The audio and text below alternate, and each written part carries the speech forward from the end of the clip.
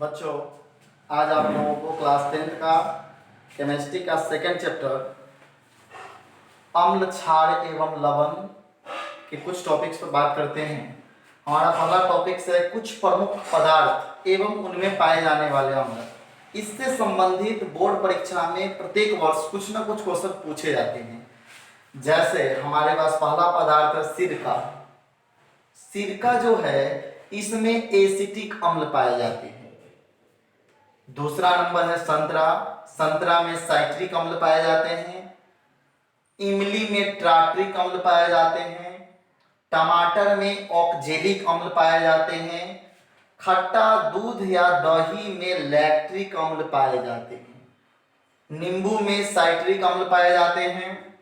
चींटी के डंक में मेथेनोइक अम्ल पाए जाते हैं। कभी भी डंक वाले कोई भी प्रश्न है, चींटी का डंक, मधुमक्खी का डंक, नेटल का डंक, किसी भी चीज का डंक का चर्चा हो तो हम लोग लिखेंगे मेथेनोइक अम्ल।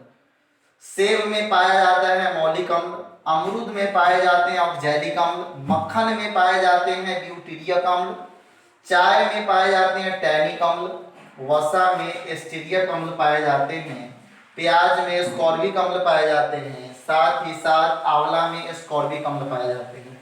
बच्चों, यह इस प्रकार का पदार्थ है और इतना ही पदार्थ में से आपको 2-3 ऑब्जेक्टिव बोर्ड एग्जाम में पूछे ही जाते हैं कि किस पदार्थ में किस प्रकार का अम्ल पाए जाते हैं, जिसमें यह सब पदार्थ जो है आप लोगों के लिए महत्वपूर्ण है। इसको आप लोग याद कर लीजिएगा नोटबुक में लिखकर। अब हम लोग आगे बात करते हैं अम्लीय वर्षा क्या होता है। अम्लीय वर्षा तो वह वर्षा जिसका पीएच मान 5.6 से कम होता है।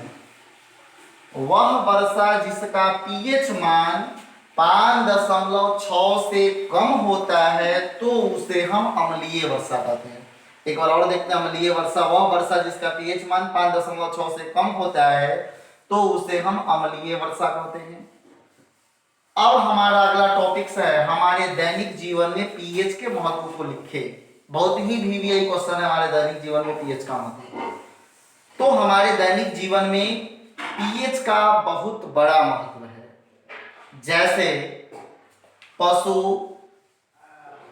पौधे, बगीचा सभी के लिए पीएच आवश्यक है। अगर मानव शरीर का पीएच मान 7 से 7.8 के बीच नहीं होगा तो मानव शरीर में तरह तरह की बाधाएं उत्पन्न होने लगेंगी। साथ ही साथ मानव विभिन्न प्रकार की बीमारियों से ग्रसित हो जाएगा। साथ ही साथ यदि बागीचा का पीएच मान ठीक नहीं होगा तो बगीचा की मिट्टी खराब हो जाएंगे। साथ ही साथ उस बगीचा में लगे विभिन्न प्रकार के पेड़ पौधे से हमें किसी भी प्रकार का लाभ मिलना खत्म हो जाता है। और हमारे शरीर में पाए जाने वाले पाचन तंत्र का पीएच मान अगर ठीक नहीं होगा तो हमारे पाचन तंत्र में हाइड्रोक्लोरिक अम्ल का स्राव नहीं हो पाएगा, जिससे पाचन ठीक ढंग से नहीं होगा। साथ ही साथ यदि हमारे दांत का पीएच मान 5.5 से कम होता है तो 5.5 से कम होगा तो मनुष्य में दंत क्षय हो जाता है। इस प्रकार हम कह सकते हैं कि हमारे दैनिक जीवन में पीएच का काफी महत्व। एक बार और देखते हैं, पुनः रिवाइज करते हैं कि हमारे दैनिक जीवन में पीएच का क्या महत्व है। तो सिंपली लिखेंगे कि हमारे दैनिक जीवन में पीएच का काफी महत्व है। जैसे पेड़ पौधे, पशु पक्षी, मानव सभी के लिए पीएच आवश्यक है। जैसे यदि मानव शरीर का पीएच मान 7 से 7.8 के बीच नहीं होगा तो मानव शरीर में तरह तरह की बाधाएं उत्पन्न होने लगेंगे और साथ ही साथ मानव का शरीर तरह तरह की बीमारियों से ग्रसित हो जाएगा। ठीक उसी प्रकार यदि बगीचे का पीएच मान ठीक नहीं होगा तो बगीचे का मिट्टी खराब हो जाएगा। जब बगीचे का मिट्टी खराब हो जाएगा तो उस बगीचे में लगे विभिन्न प्रकार के पेड़ पौधे से हमें कोई लाभ नहीं हो पाएगा। ठीक उसी प्रकार यदि हमारे शरीर का पाचन तंत्र का पीएच मान ठीक नहीं होगा तो हम जो भोजन करते हैं उस भोजन का पाचन समुचित ढंग से नहीं हो पाएगा। और यदि हमारे दांत का पीएच मान 5.5 से कम होगा तो दंत क्षय हो जाता है। इस प्रकार हम कह सकते हैं कि हमारे दैनिक जीवन में पीएच का काफी महत्व है। तो चलते हैं हम लोग अब नोटबुक निकालते हैं। नोटबुक में इन बताए गए तमाम चीजों को नोटबुक में नोट करके याद कर लेंगे, फिर इससे अगला टॉपिक्स अगले वीडियो में देखेंगे। तो आप लोग नोटबुक निकालिए, लिखिए लेसन 2 अम्ल क्षार और लवण केमिस्ट्री लिखना स्टार्ट कीजिए। कुछ प्रमुख पदार्थ एवं उसमें पाए जाने वाले अम्ल। नंबर 1 में लिखिए आप लोग सिरका। सिरका में पाया जाता है एसिटिक अम्ल, तो सिरका लिख के डैश दीजिए, लिखिए एसिटिक अम्ल। दूसरा नंबर में लिखिए संतरा। संतरा में पाए जाते हैं साइट्रिक अम्ल। तीसरा होता है इमली, और इमली में पाए जाते हैं टार्टरिक अम्ल। चौथा होता है टमाटर। टमाटर में पाए जाते हैं ऑक्सैलिक अम्ल। पांचवा होते हैं खट्टा दूध या दही, इसमें लैक्टिक अम्ल पाए जाते हैं। छठा होता है नींबू। नींबू में पाए जाते हैं साइट्रिक अम्ल। सातवां है चींटी का डंक। किसी भी चीज का डंक का चर्चा है तो हम लोग लिखते हैं मेथनोइक अम्ल। आठवां हुआ सेब। सेब में पाए जाते हैं मौलिक अम्ल। 9 नंबर में है अमरूद। अमरूद में पाए जाते हैं ऑक्सैलिक अम्ल। 10वां है हमारा मक्खन।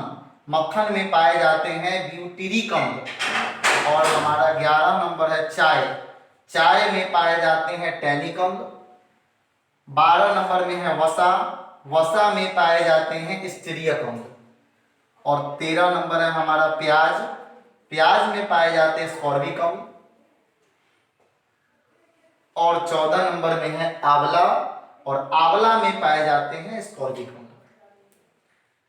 इतना लिखने के बाद अब आप लोग नीचे लिखिए एक लाइन छोड़कर अम्लीय वर्षा लिखकर डैश दीजिए और लिखिए कि वह वर्षा जिसका पीएच मान 5.6 से कम होता है तो उसे हम अम्लीय वर्षा कहते हैं।